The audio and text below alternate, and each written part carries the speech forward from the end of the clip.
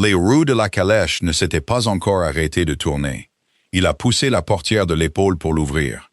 De toute sa vie, il n'avait jamais attendu après un loquet. Et il ne voyait aucune raison de commencer à apprendre la patience maintenant. Le gravier sous ses bottes n'avait pas la bonne couleur. C'est la première chose qu'il a remarquée. Et il l'a remarqué comme un homme sent une dent manquante avec sa langue, avant même que son esprit n'ait eu le temps de comprendre. De la pierre claire là où il y avait eu de la pierre sombre. Ratissée en sillon net, les marques du râteau encore visibles. Le motif lui était inconnu. Il est resté un instant, une main gantée sur la portière de la calèche. Il a froncé les sourcils en regardant l'allée, comme si elle l'avait insulté. Derrière lui, les chevaux soufflaient. Le cocher, à son service depuis 11 ans, était devenu très silencieux sur la dernière partie du trajet. Il n'a pas dit un mot.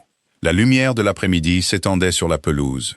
Il y avait une odeur de buis taillé et de terre retournée, et quelque chose de légèrement sucré qu'il ne pouvait nommer.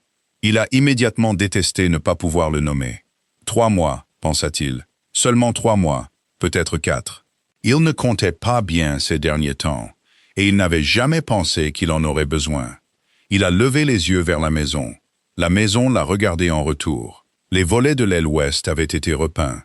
Une couleur qui n'était pas celle qu'il avait choisie 7 ans plus tôt, quand il choisissait tout. Le cuivre de la porte, qu'on avait laissé pendant des années se ternir en un verre domestique, brillait maintenant, comme si on lui en avait donné l'ordre. Un laquais qu'il ne reconnaissait pas se tenait en haut des marches. Le laquais n'a pas bougé quand il est monté. Il ne s'est pas incliné. Il a seulement penché la tête. La petite inclinaison précise d'un homme recevant un invité inattendu à une heure inopportune. Et il a dit, avec la courtoisie de la pierre, « Votre grâce ». Le mot a sonné étrangement. On l'avait appelé ainsi toute sa vie. On l'avait appelé ainsi ce matin même, par l'aubergiste du dernier relais de poste. L'homme s'était incliné si bas que son front avait presque touché le comptoir. La femme dans la calèche, 4 jours plus tôt, l'avait appelé ainsi.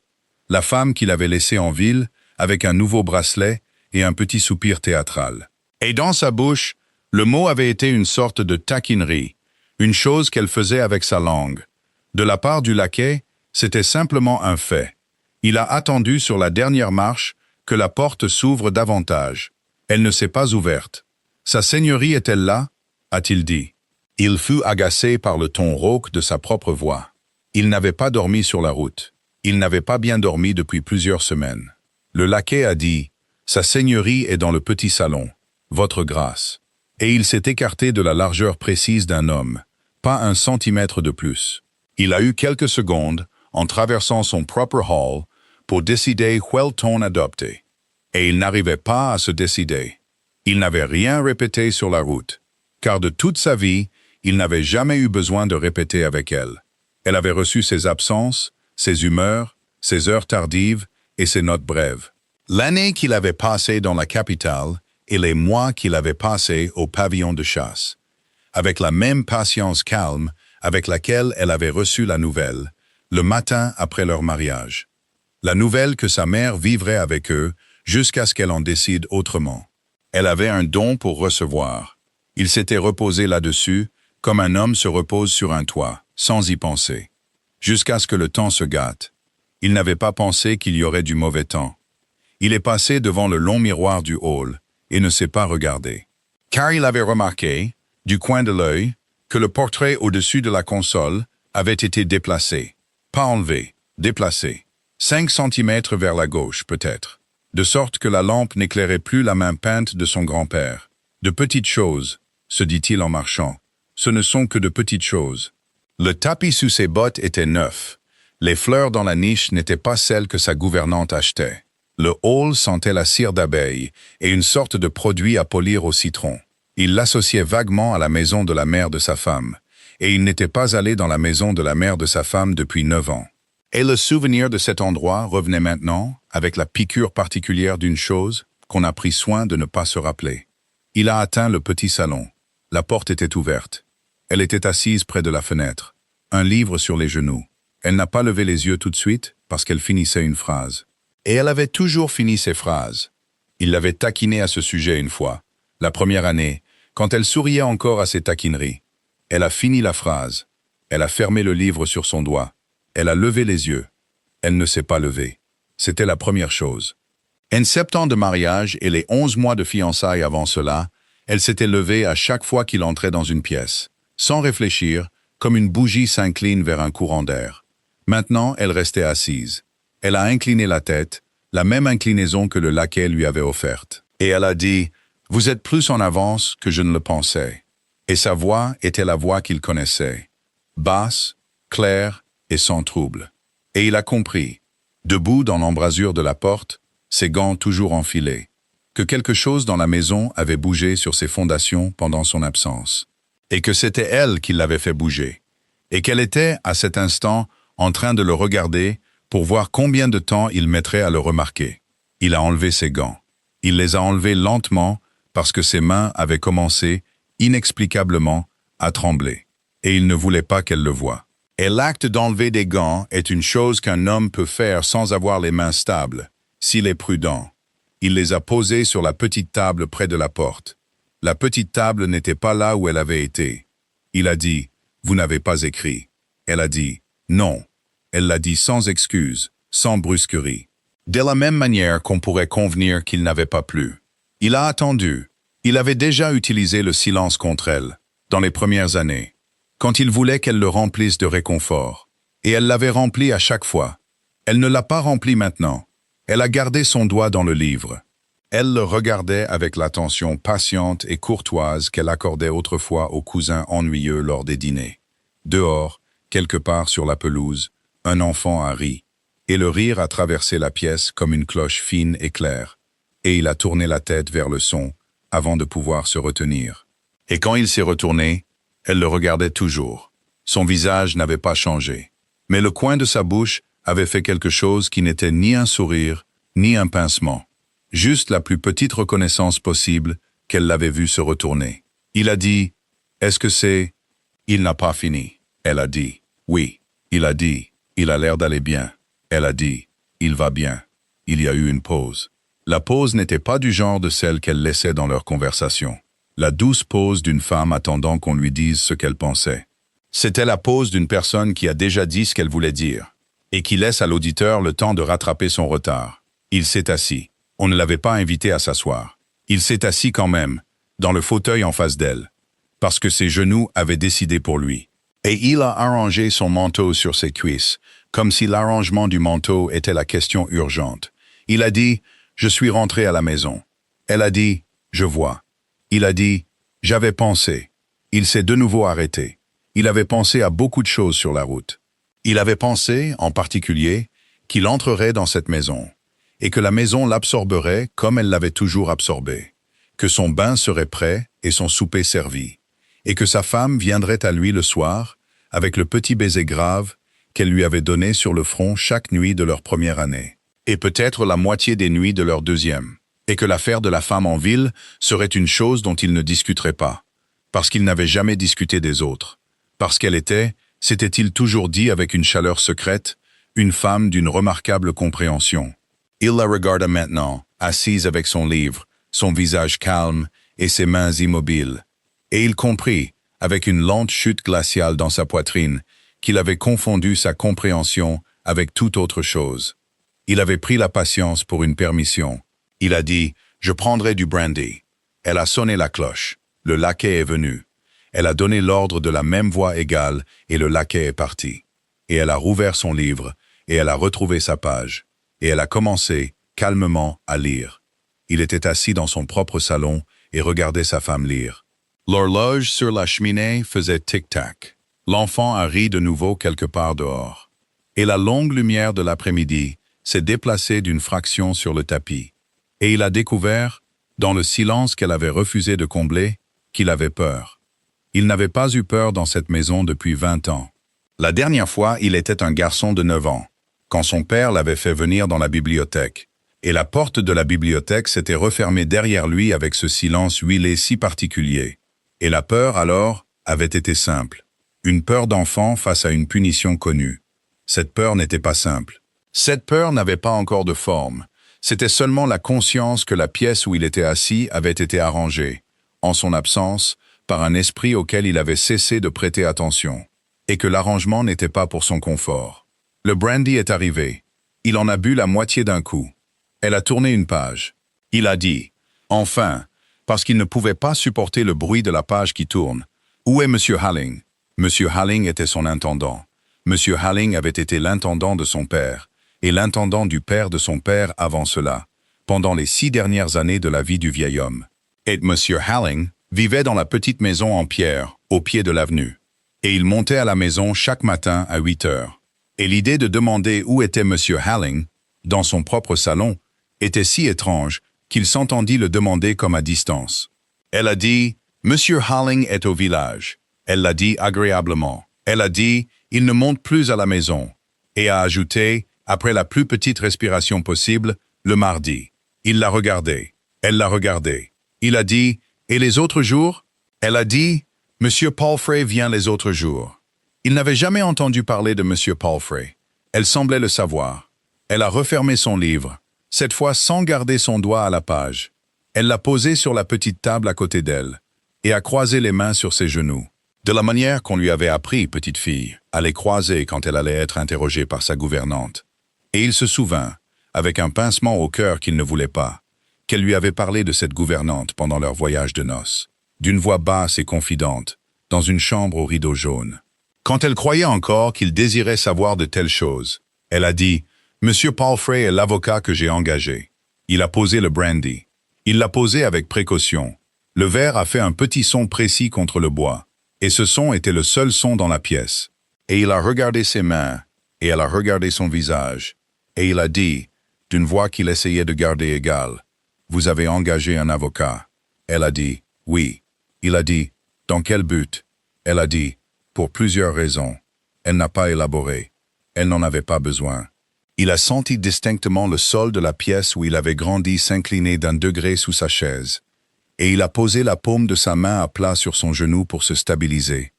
Et il a dit, avec un sourire qu'il sentait se dessiner de manière inégale sur sa bouche, « Vous avez donc été bien occupé en mon absence. » Elle a dit, « Oui. » Elle l'a dit sans ironie. Elle l'a dit comme elle aurait pu convenir que les roses avaient fleuri. Il s'est levé. Il n'avait pas l'intention de se lever. Il s'est levé parce que la position assise était devenue insupportable, et il s'est dirigé vers la fenêtre. Et il a regardé la pelouse sur laquelle il avait joué enfant, qu'il avait traversée à cheval jeune homme, et qu'il avait observé de cette même fenêtre, tandis que les ouvriers installaient la nouvelle fontaine dans l'herbe, le printemps après la mort de son père. La fontaine avait disparu. Il est resté très immobile. Il a dit sans se retourner, « La fontaine. » Elle a dit derrière lui, « Je l'ai fait enlever. » Il a dit, « Vous ?» Elle a dit, « Oui. » Elle a dit, « Elle fuyait. » Elle a dit, « Et elle était laide. » Le dernier mot était le seul mot qu'elle avait prononcé depuis son entrée dans la pièce qui contenait le moindre sentiment personnel. Et ce sentiment n'était pas celui qu'il aurait choisi qu'elle ait. Il s'est retourné. Elle était toujours assise. Ses mains étaient toujours croisées. La lumière de la fenêtre était maintenant derrière lui et tombait sur son visage. Et elle lui a montré pour la première fois en 7 ans la femme qui avait écrit des lettres, signé des papiers et arpenté la longue allée de gravier, pendant qu'il était à 300 miles de là, à choisir un bracelet.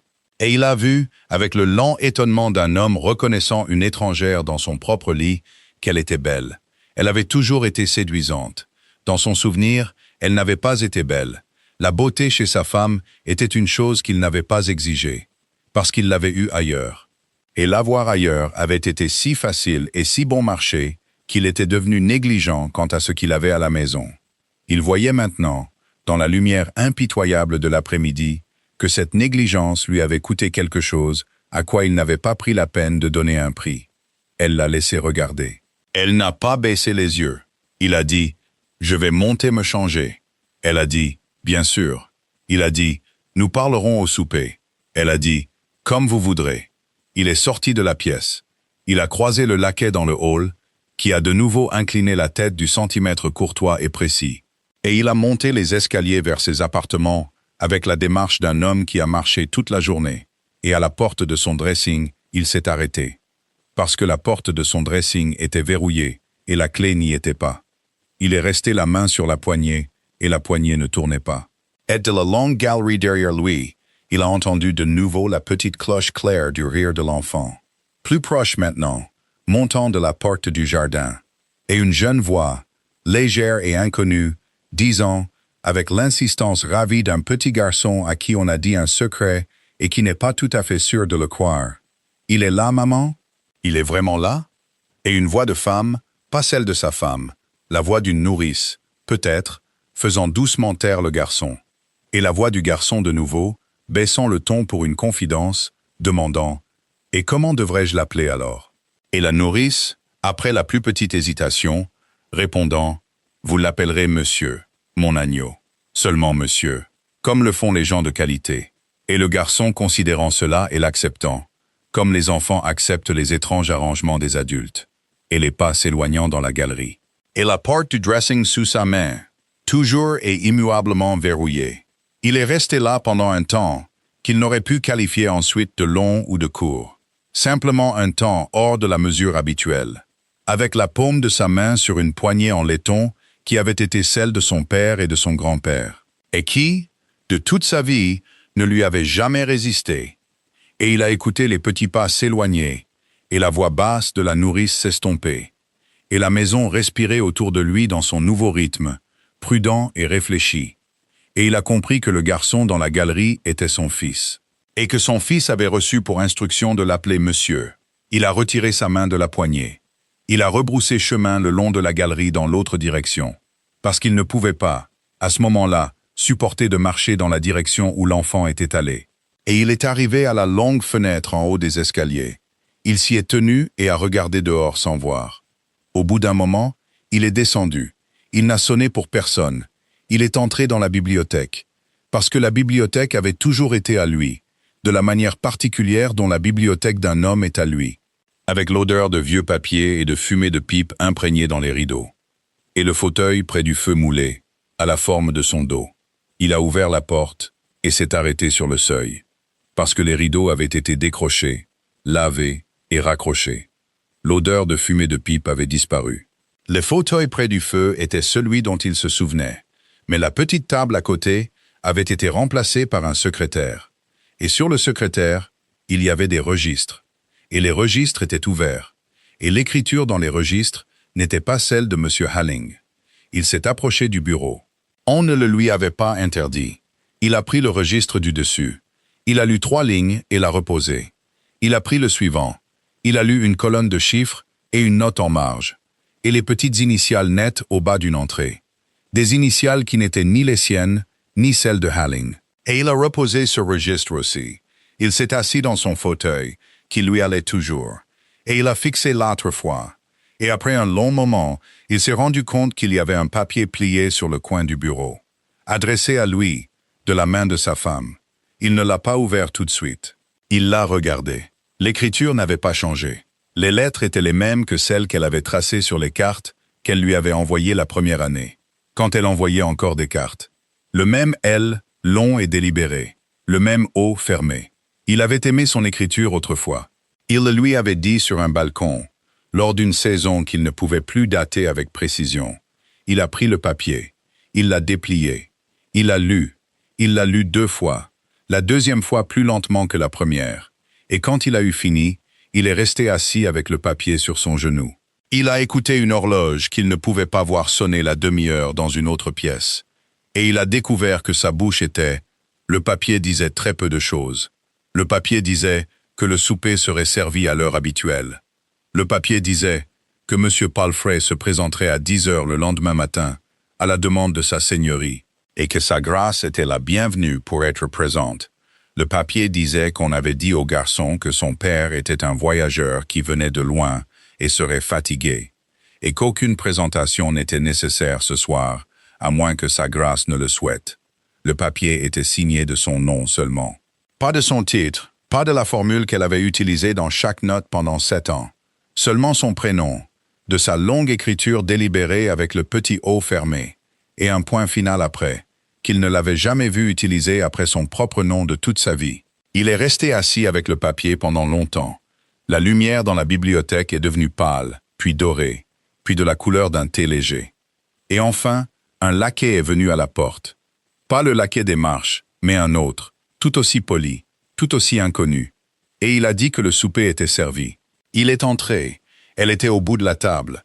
Il est allé à la place d'honneur parce que c'était la sienne, et il s'y est assis. Et la soupe est arrivée, et la soupe était bonne, et le vin était celui qu'il avait lui-même mis en cave la deuxième année, et les bougies étaient allumées. Et la pièce était comme elle avait toujours été, sauf dans chaque détail où elle ne l'était pas. Elle n'a pas parlé la première. Elle a mangé. Elle a mangé comme on lui avait appris à manger, proprement, sans bruit. Et elle l'a laissé combler les silences. Et il les a comblés. D'abord avec les petites conversations faciles d'un mari de retour. Les routes, le temps, le prix des chevaux à la dernière foire. Et elle a reçu chaque remarque avec une petite attention grave. Et n'a rien offert en retour, sauf de temps en temps un monosyllabe courtois qui fermait le sujet comme une porte. Au moment du poisson, il avait commencé à entendre sa propre voix. Au moment de la viande, il s'était arrêté. Il a bu. Il l'a regardé. Elle avait commandé, réalisa-t-il, des plats qu'il n'aimait pas de manière flagrante, pas d'une manière qu'il aurait pu nommer à table sans paraître ridicule. Elle avait simplement choisi, à travers les variations, celles qu'il trouvait fades, et évité celles qu'il aimait. Et le choix était assez cohérent pour ne pas être un accident, et assez discret pour qu'on ne puisse s'en plaindre. Et il a vu, avec un lent picotement chaud à l'arrière de son cou, qu'elle s'était entraînée. À la fin du repas, elle s'est levée. Elle n'a pas attendu qu'il la congédie, comme elle le faisait autrefois avec le petit baiser grave sur le front qui avait été le rituel de ses soirées. Elle s'est levée et a incliné la tête. L'inclinaison que tout le monde dans cette maison semblait maintenant avoir apprise. Et elle a dit « J'ai fait préparer votre ancienne chambre pour vous cette nuit. » L'ancienne chambre. La chambre où il avait dormi enfant. La chambre avec le lit étroit et la fenêtre froide à l'est. Et le petit portrait de sa grand-tante dont il avait eu peur quand il avait 7 ans. Il a posé son verre. Il a dit « Ma chambre ». Elle a dit « Votre chambre est en train d'être repeinte ». Elle l'a dit comme si c'était une chose qu'il aurait dû savoir. Elle a dit « Vous avez bien écrit, n'est-ce pas, que vous ne seriez pas de retour avant l'automne ». Il avait écrit cela. Il l'avait écrit dans un accès de négligence la 2e semaine de son absence, quand il se croyait heureux. Il a dit après un moment « Et quand aurai-je ma chambre de retour ?» Elle a dit « Quand elle sera finie ». Elle n'a pas dit quand ce serait. Elle a de nouveau incliné la tête. Elle est partie. Il est resté à table avec les bougies qui vacillaient, les domestiques debout contre le mur comme des pierres patientes, et le vin acide dans sa bouche. Et il a compris qu'on l'avait déplacé, dans sa propre maison, dans la chambre d'un garçon, et que ce déménagement avait été arrangé si proprement et si raisonnablement qu'il ne pouvait s'y opposer sans paraître idiot, et que ce n'était que la première des petites choses raisonnables qui allaient lui être faites, et qu'elles avaient toutes été pensées par elle, lentement, pendant les longues soirées où il n'avait pas été là. Il est monté. Il a mal dormi. Le lit étroit était plus étroit que dans son souvenir. La grand-tante le regardait depuis le mur. Vers l'aube, il a rêvé de la fontaine intacte et s'est réveillé avec une soif qu'il ne pouvait étancher. À 10 heures, il était dans le petit salon, parce qu'elle avait dit 10 heures. Et à 10h03, on a fait entrer M. Palfrey. Et M. Palfrey n'était pas ce à quoi il s'attendait. Il s'attendait à un vieil homme, aux mains douces, déférent. Le genre d'avocat de campagne qui venait à la maison une fois par trimestre et mangeait trop au déjeuner. M. Palfrey avait peut-être 40 ans. M. Palfrey était mince. M. Palfrey avait les manières courtoises et calmes d'un homme qui a beaucoup lu et bien dormi. Il s'est incliné devant lui avec une parfaite bienséance. Et devant elle avec un peu plus de chaleur. Il s'est assis là où elle l'a indiqué. Il a ouvert une mallette en cuir sur ses genoux. Et il a dit, avec le calme d'un chirurgien qui dispose ses instruments, « Commençons-nous, madame ?» Elle a dit, « Je vous en prie. » On ne s'était pas adressé à lui. Il était assis sur la 3e chaise, la chaise placée en biais par rapport aux 2 autres, la chaise du témoin plutôt que du principal. Et il a compris la géométrie de la pièce sur le champ et a senti de nouveau la lente inclinaison sous lui. M. Palfrey a sorti le premier papier. Il l'a lu à haute voix. Il l'a lu d'une voix entraînée pour la lecture de documents. Égal, sans hâte, donnant à chaque clause tout son poids. Et le papier était un acte de fiducie daté de 4 ans auparavant, signé par sa grâce en bas, de sa propre grande écriture négligente, et par sa dame, de sa petite écriture délibérée, et attesté par 2 hommes dont il ne se souvenait plus. Il se souvenait du jour, il s'en souvenait vaguement. Il était en route pour les courses. Il était entré dans le salon du matin, son chapeau à la main, et M. Halling s'était tenu à son épaule et avait dit « Une formalité, votre grâce, le règlement de madame, la petite affaire de la part du garçon, une demi-heure tout au plus. » Et il avait dit « Bien sûr, bien sûr. » Et il avait signé là où le doigt pointait. 4 pages, 6 pages, il n'avait pas compté. Et il avait baisé la main de sa femme sans regarder son visage. Et il était allé aux courses. Et il avait gagné. Il se souvenait d'avoir gagné. Il ne se souvenait pas des papiers. Il écoutait maintenant M. Palfrey les lire. Et il a découvert, clause par clause, ce qu'il avait signé. Il avait signé, dans la hâte joyeuse d'un homme allant aux courses, un règlement qui plaçait la part du garçon, la transmission de 3 des plus petits domaines, les revenus de la ferme principale et la gestion d'un fonds dont il n'avait pas, à l'époque, pris la peine de calculer la taille. Tout cela sous le contrôle unique et incontesté de sa femme pendant la minorité du garçon, avec une entière discrétion quant à l'investissement, aux dépenses, à l'éducation et à la résidence, et avec le droit, spécifié dans une clause numérotée 17, de nommer et de révoquer tout officier de la maison ou du domaine dont les fonctions touchaient à l'intérêt du garçon. Ce qui, à la lecture d'un avocat attentif, signifiait n'importe quel officier. Il avait signé, ce matin-là, les clés de sa propre maison. Il les avait signées parce que M. Halling avait dit que c'était une formalité. Il les avait signées parce qu'il voulait être aux courses avant midi. Il les avait signées parce qu'il n'avait, à aucun moment de son mariage, considéré que la femme en face de lui au petit déjeuner pourrait un jour lire ce qu'il lui avait remis. M. Palfrey a terminé l'acte. Il l'a posé. Il a sorti le deuxième papier. Le deuxième papier était plus récent.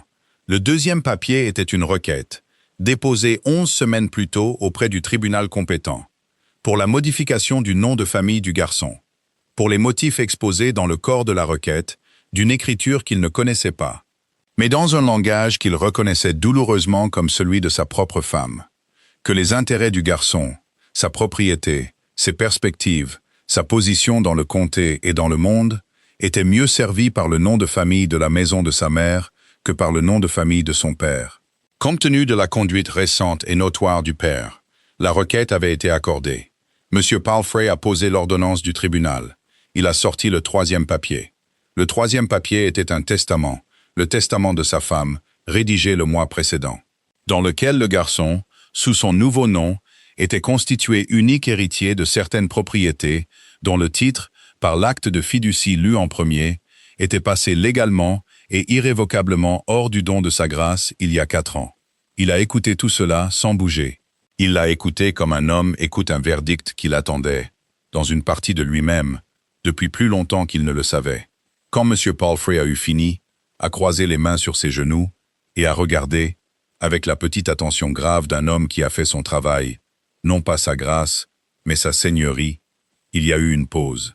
Dans cette pause, sa grâce a dit, d'une voix qu'il s'efforçait de maintenir au niveau d'une enquête polie, « Vous avez changé le nom de mon fils. » Elle a dit, « Il est aussi mon fils. » Il a dit, « Vous avez changé son nom. » Elle a dit, « Oui. » Il a dit, « Sans mon consentement. » Elle a dit, « Avec votre consentement. » Elle a dit, « Vous l'avez signé. » Il avait commencé à trembler. Il n'avait pas remarqué quand cela avait commencé. Il a posé ses mains à plat sur ses cuisses pour les arrêter, et il a dit, « Vous m'avez trompé. » Elle a dit, « Non. » Elle l'a dit sans colère. Elle a dit, « Vous n'avez pas lu. » Il s'est levé. La chaise a raclé derrière lui sur le parquet ciré, et le son était fort dans la pièce. Et M. Palfrey n'a pas bronché, et elle n'a pas bronché. Et il est resté là, au milieu de son propre petit salon, les poings serrés le long du corps. Et il s'est entendu dire fort, plus fort qu'il ne l'avait voulu, « Vous avez fait de moi un étranger dans ma propre maison. » Elle a laissé le silence s'installer. Il ne l'a pas comblé. Après un moment, elle a dit très doucement, « Vous vous en êtes fait un vous-même. » Il s'est assis. Il s'est assis parce que ses jambes avaient de nouveau décidé pour lui. Il s'est assis et a mis son visage dans ses mains. Et il était en colère d'avoir mis son visage dans ses mains. Et pendant un long moment, il ne l'a pas enlevé. Quand il l'a fait, elle le regardait avec la même attention patiente et courtoise. Et M. Palfrey regardait avec tact la mallette en cuir sur ses genoux. Il a dit d'une voix différente, une voix qu'il n'avait pas utilisée dans cette maison depuis de nombreuses années. « Et que voulez-vous de moi ?» Elle a dit, Très peu de choses. Elle a dit, votre absence, principalement. Elle a dit, comme avant, la sécheresse des 3 derniers mots était si petite, si sèche, si exactement placée, qu'il a compris, assis en face d'elle, qu'elle avait été la plus spirituelle d'entre eux depuis le début, et qu'il n'avait tout simplement pas écouté. Il n'est pas parti ce jour-là. Il ne le pouvait pas, et elle savait qu'il ne le pouvait pas. Et elle lui a fait la courtoisie de ne pas le nommer. Il y avait la question de ses chevaux. Il y avait la question de son valet, qui avait été envoyé par une diligence précédente, et qui était maintenant installé très confortablement dans une arrière-salle de l'aile des domestiques, mangeant une tourte froide et racontant aux filles de cuisine les auberges de la route du Sud. Il y avait, par-dessus tout, la question du garçon, qu'il n'avait pas encore vu, et qu'il avait commencé, pendant les longues heures de la nuit précédente, dans le lit étroit sous l'œil peint de la grand-tante, à désirer voir, avec un désir qui l'a surpris par son acuité. Il a passé cette matinée dans la bibliothèque, qui n'était plus la sienne. Il a passé l'après-midi à marcher dans le jardin, qui avait été replanté à des endroits qu'il ne se souvenait pas avoir autorisés. Il est passé devant le parterre où se trouvait la fontaine, et l'herbe y était nouvelle, d'un vert plus pâle que l'herbe environnante. Et il est resté à regarder ce vert plus pâle pendant quelques minutes, puis il a continué à marcher. Il a tourné au coin de la haie d'if, qui avait été taillée dans une forme qu'elle n'avait jamais eue auparavant. Et là, sur la pelouse inférieure, se trouvait un petit garçon en manteau bleu, assis sur l'herbe avec un cheval de bois couché à côté de lui, menant, avec un grand sérieux, une conversation entre le cheval et un soldat de plomb. Le garçon a levé les yeux. Le garçon avait les yeux de sa mère. Il le savait d'une certaine manière avant de le voir, parce qu'elle le lui avait écrit le 2e mois de la vie du garçon, dans une lettre qu'il avait lue négligemment avec son café au pavillon de chasse. Et la négligence de ce matin-là lui revenait maintenant avec une piqûre qui l'étonnait. Le garçon s'est levé. Le garçon s'est incliné. On avait appris au garçon à s'incliner, et il le faisait avec la petite attention grave d'un enfant qui fait une chose qu'on lui a dit être importante. Le garçon a dit « Bonjour, monsieur ». Il a dit « Bonjour ». Le garçon l'a regardé avec une curiosité calme et amicale. La curiosité d'un enfant, pour qui les adultes étaient un divertissement de longue durée et pas particulièrement captivant. Et il a dit « Êtes-vous le voyageur ?» Il a dit après un moment « Oui ». Le garçon a hoché la tête, comme si cela confirmait quelque chose qu'il soupçonnait. Le garçon a dit « Venez-vous de très loin ?» Il a dit « Oui ». Le garçon a dit « Avez-vous vu la mer ?» Il a dit « Non ». Le garçon semblait désolé pour lui à ce sujet. Le garçon a dit « Maman a vu la mer. Elle me l'a raconté. Elle est grise, et elle est verte, et elle est parfois bleue. Et il y a des mouettes dessus qui prennent votre pain, si vous ne faites pas attention. » Il a dit « C'est ce que j'ai entendu dire ». Le garçon l'a considéré un instant de plus avec l'attention froide et démocratique d'un petit enfant. Puis, il s'est de nouveau accroupi près de son cheval et de son soldat, ayant manifestement décidé que la conversation avait atteint sa conclusion naturelle. Et il est resté là, à quelques pas, à regarder son fils reprendre la gouvernance marmonnée du cheval de bois. Et il n'a pas pu se décider à bouger pendant un certain temps. Au bout d'un moment, il s'est assis maladroitement sur le banc, au bord de la pelouse. Le garçon ne semblait pas s'en soucier. Le garçon jouait. L'après-midi a continué. À un moment donné, le garçon a levé les yeux et a dit « Monsieur, voudriez-vous tenir le soldat? Juste un instant, parce que le cheval doit lui parler, et je ne peux pas faire les deux voix. » Et il a tendu la main pour le soldat. Et sa grâce a pris le soldat et l'a tenu comme indiqué. Et le garçon a fait la voix du cheval dans un petit grondement important. Et le soldat devait répondre « Oui, capitaine » et « Très bien, capitaine » au moment approprié. Et il a découvert à sa propre confusion qu'il répondait « Oui, capitaine » et « Très bien, capitaine » d'une voix qui n'était pas entièrement stable. Et que le garçon hochait la tête avec approbation à chaque fois. Et que le soleil de fin de journée était chaud sur sa nuque. Après peut-être un quart d'heure, la nourrice est descendue par le sentier. La nourrice était une femme calme et mince d'environ 50 ans, avec des mains très propres. Elle lui a fait une révérence avec une correction exacte, et a dit, de la voix calme d'une personne à qui on a dit à l'avance exactement quoi dire. « Maître Edmund, c'est l'heure de votre thé. » Le garçon s'est levé. Le garçon s'est de nouveau incliné. Le garçon a dit, « Merci, monsieur, d'avoir été le soldat. » Il a dit, « De rien. » Le garçon s'est éloigné sur le sentier, la main dans celle de la nourrice, et au tournant du sentier, il a regardé en arrière une fois, brièvement, puis il a disparu. Maître Edmond. Le nom n'était pas le nom qu'il avait donné. Le nom qu'il avait donné était le nom de son père, en l'honneur de son père. Et le prénom du garçon avait été enregistré sous ce nom dans le livre de famille il y a 7 ans, de sa propre main désordonnée. Edmund était le nom du père de sa femme, qui était mort le printemps avant leur mariage, dont elle avait parlé rarement et chaleureusement. Il s'est assis sur le banc. Il est resté assis longtemps. Les ombres des ifs ont traversé la pelouse, ont atteint le banc et l'ont dépassé. Il a pensé avec une clarté qui était presque un soulagement qu'il n'avait pas connu la voix du garçon. Il n'avait pas su comment le garçon appelait sa nourrice. Il n'avait pas su que le garçon aimait les soldats de plomb plus que le cheval de bois, bien que le garçon l'aimât manifestement. Il n'avait pas su que le garçon s'inclinait quand il rencontrait un étranger et l'appelait monsieur comme on le lui avait dit. Il n'avait rien su de tout cela parce qu'il n'avait pas été là. Et il n'avait pas été là parce qu'il n'avait, à aucun moment en 7 ans, considéré qu'il était nécessaire d'y être. Il est rentré enfin. Il est allé dans son ancienne chambre, la chambre du garçon qu'il avait été autrefois, et il s'est assis à la fenêtre et a regardé le crépuscule tomber sur le jardin, qui avait été modifié sans lui. Et la grand-tante le regardait depuis le mur. Et à un moment donné, il a entendu la petite cloche claire du rire de son fils, très loin, depuis la nursery du haut. Et il a posé son visage contre la vitre froide de la fenêtre et n'a pas bougé pendant un moment. Le lendemain matin, il est descendu tôt. Il avait décidé dans la nuit d'être raisonnable. Il avait décidé dans la nuit de lui parler comme une personne rationnelle à une autre, de reconnaître ce qui devait être reconnu, de proposer des conditions. Il avait répété des phrases. Il les avait répétées plusieurs fois, allongé sur le dos dans le lit étroit. Et les phrases avaient semblé, à 3 heures du matin, à la fois dignes et justes. Il l'a trouvée dans la salle du petit déjeuner. Elle était seule. Il y avait du café. Elle le lui a versé parce qu'elle avait toujours versé son café.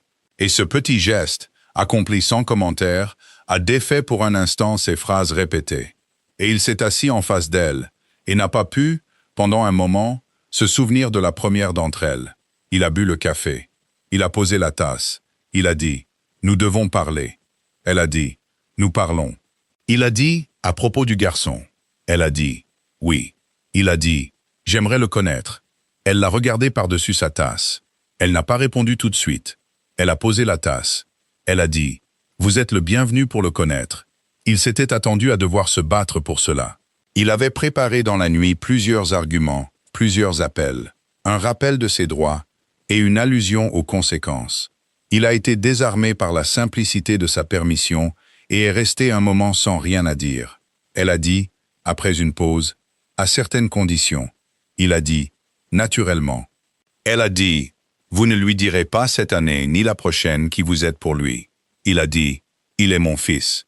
Elle a dit, c'est un enfant de 7 ans.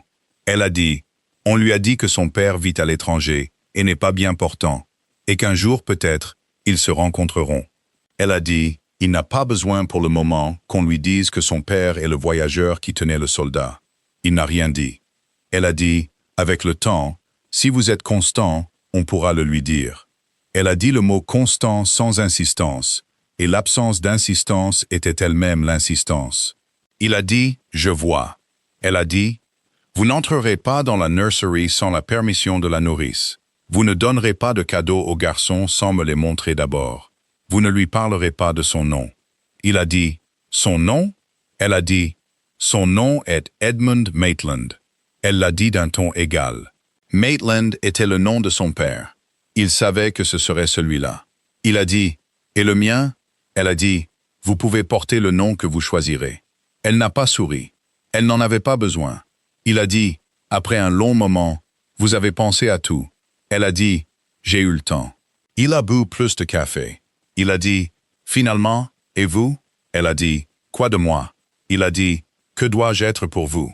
Elle a posé sa tasse. Elle a croisé les mains. Elle a dit, vous devez être civil. Elle a dit, vous devez être à cette table quand vous êtes dans cette maison, aux heures que je respecte. Vous devez être dans vos propres appartements à 10 heures du soir. Vous ne devez amener aucune personne dans cette maison sans mon consentement. Elle a fait une pause. Elle a dit, Vous ne devez pas l'amener, elle, dans cette maison du tout. Le pronom ne nécessitait aucune explication.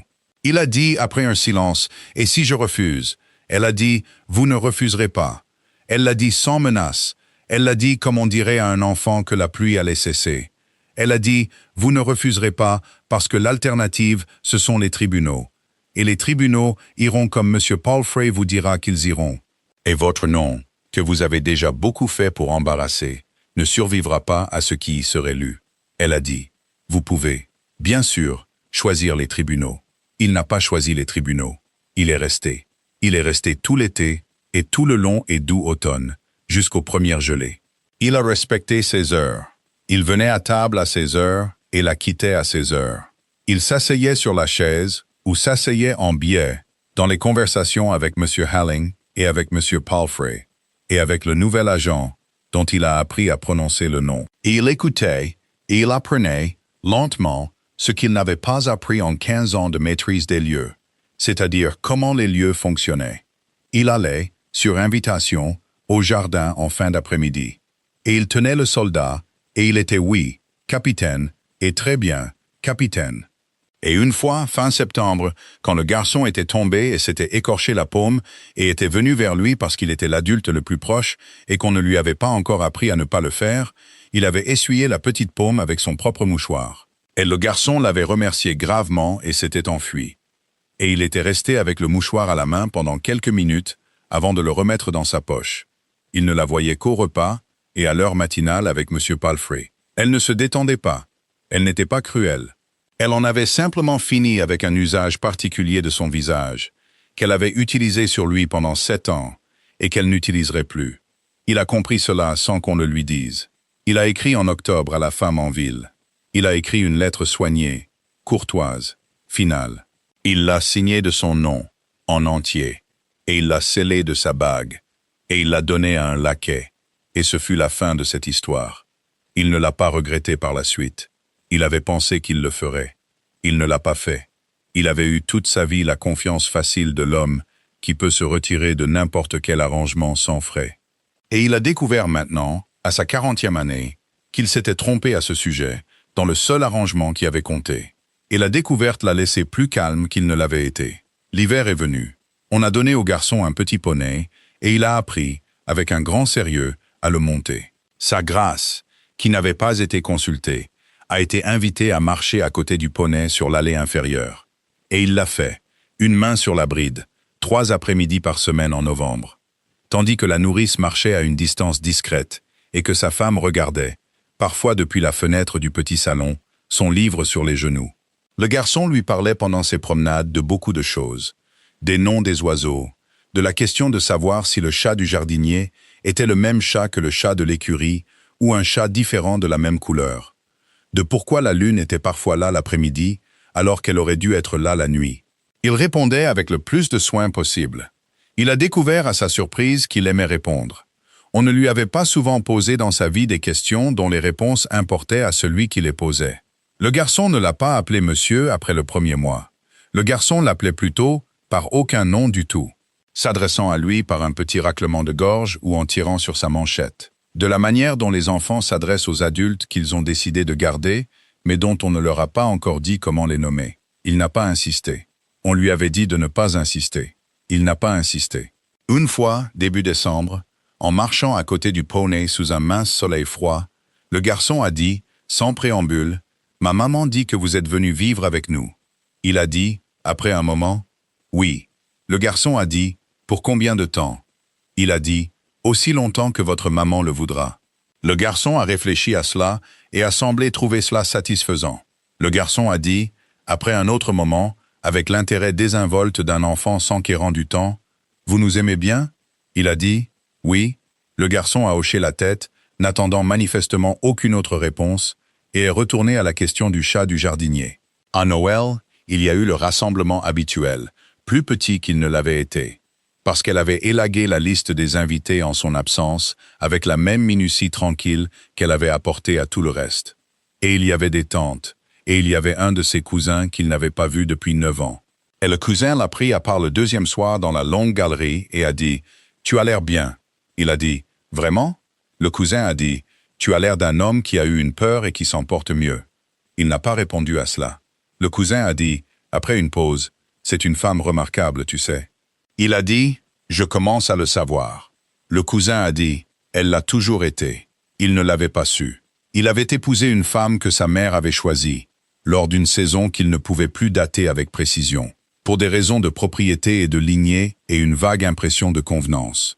Et il avait pris son calme pour de l'absence, et sa patience pour de la vacuité, et ses silences pour des pièces vides. Et il avait traversé ces pièces vides pendant 7 ans, sans remarquer qu'elles étaient meublées et que les meubles étaient de qualité. Le cousin a dit, « Tu ne vas pas, j'espère, défaire tout ça. » Il a dit, « Je ne pense pas que je le pourrais, même si je le voulais. » Il ne le voulait pas. Il l'a découvert lentement au cours des longues soirées bleues de janvier, quand il s'asseyait dans la bibliothèque qui n'était pas la sienne et lisait les livres qui avaient été choisis en son absence par un esprit qu'il apprenait à respecter. Qu'il levait parfois les yeux vers le feu et pensait, avec une surprise calme et sans éclat, qu'il était devenu dans sa propre maison un invité, et que la maison s'en portait mieux, et que lui aussi peut-être s'en portait mieux. En février, le garçon a eu de la fièvre.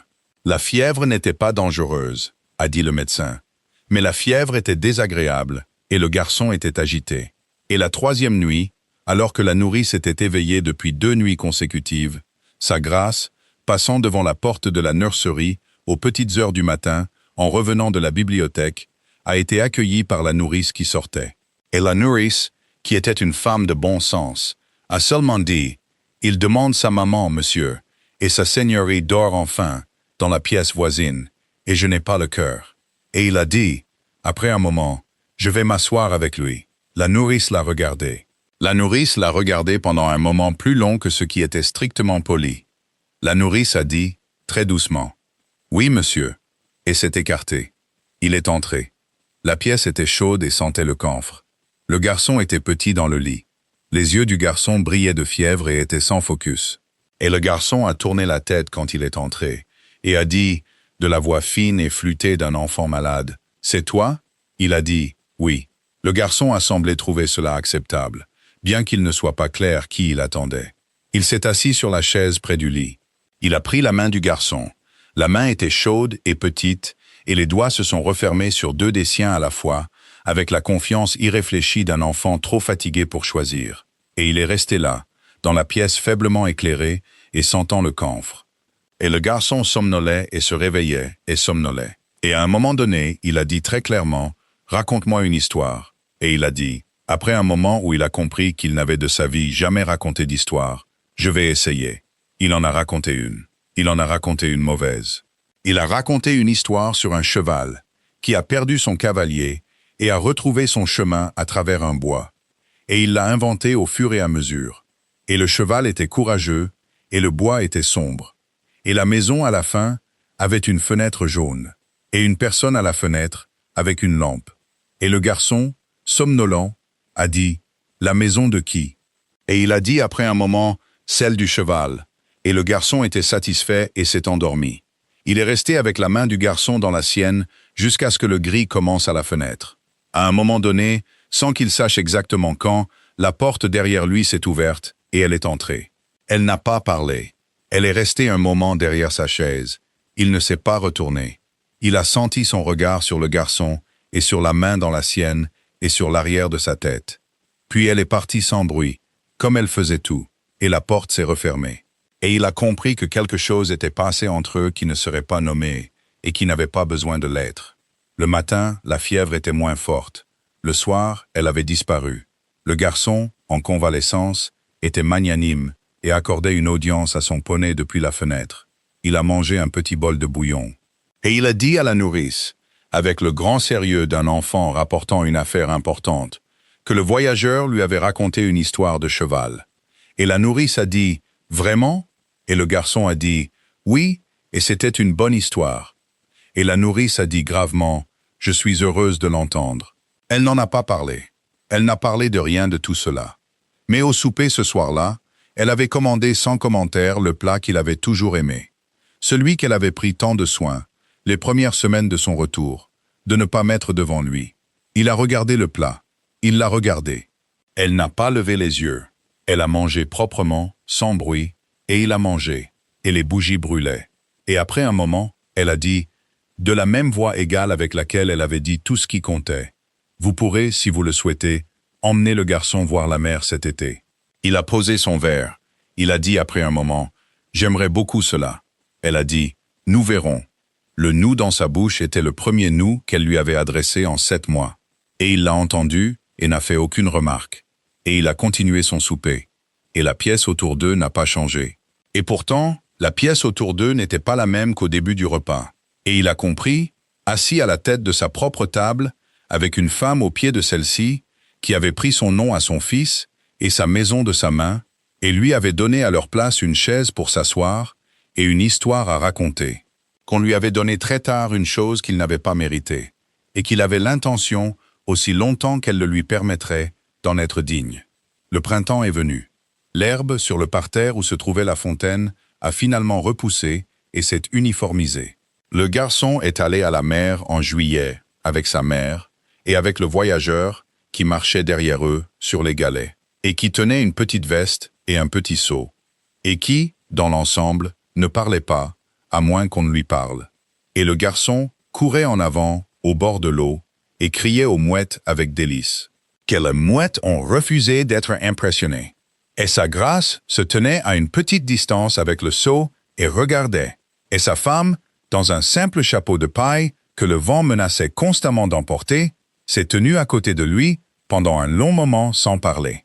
Elle a finalement dit, il n'en a pas peur. Il a dit non. Elle a dit, j'en avais peur la première fois. Il a dit, tu ne me l'as jamais dit. Elle a dit, tu ne l'as jamais demandé. Elle l'a dit sans brusquerie. Elle l'a dit comme on note un petit fait ancien sur la météo d'une année lointaine. Il a dit après un moment, je demande maintenant. Elle l'a regardé.